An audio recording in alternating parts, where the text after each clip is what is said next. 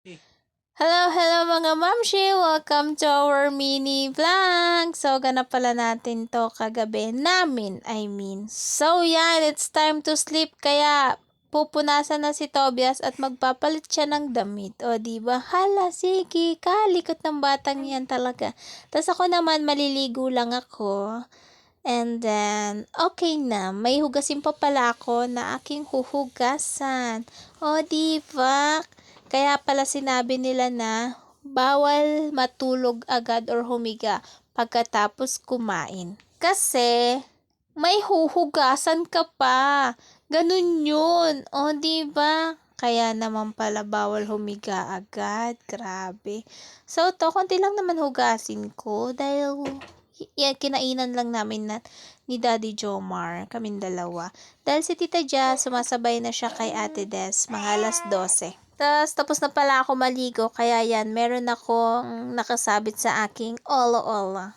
And then, tas yung magdaddy nasa kwarto. I mean, nasa salas lang pala dahil hinihintay pala ako. Tapos, kagabi pa tong video na ito dahil wala rin akong video this day, mga mamshi. Alam niyo ba kung bakit? Ayun, di ba Wednesday ngayon?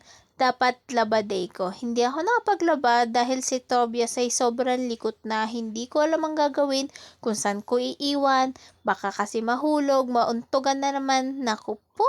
Sobrang likot na niya, mga mamshi. Tapos, di ba nakakaupo na siya, sabi ni Tita Jazz, baliktad tong batang to, mas nauna pang umupo kesang gumapang. Kasi po, hindi pa siya nagapang. Kung nagapang man siya, paatras. Ewan ko ba, alam mo yung tipong kapag bababa siya ng kama or what, yung gapang niya, paatras siya. So, umuurong siya, pababa ba? Ganun gawa niya, hindi ko alam kung bakit. Di pa po niya kaya yung gagapang na yung talagang paurong. Talagang paatras po. Mga minsan, bibidyohan ko kung paano siya umatras.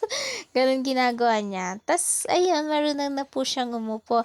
And then, it's tomorrow. What is the day? It's November 9. So, 6 months ng anak ko. Grabe.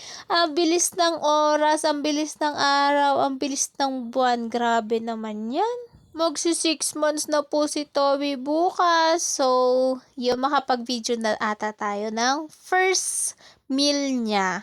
Tapos, photoshoot din po siya. For 6 months. Ano, yung bilis ng panahon talaga. Kalahating buwan na siya. Tapos next year, mag-iisang taon na rin siya. Grabe, kabilis talaga ng araw. Di mo na lang namamalayan. Dati nasa tiyan ko lang ngayon. Magsi 6 months na. And then yun lang mga mamshi, nakapagchikahan lang ako. Thank you for watching. Pa-like, pa-share, at pa-follow na rin po nating video. Bye-bye. See you sa next vlog. God bless.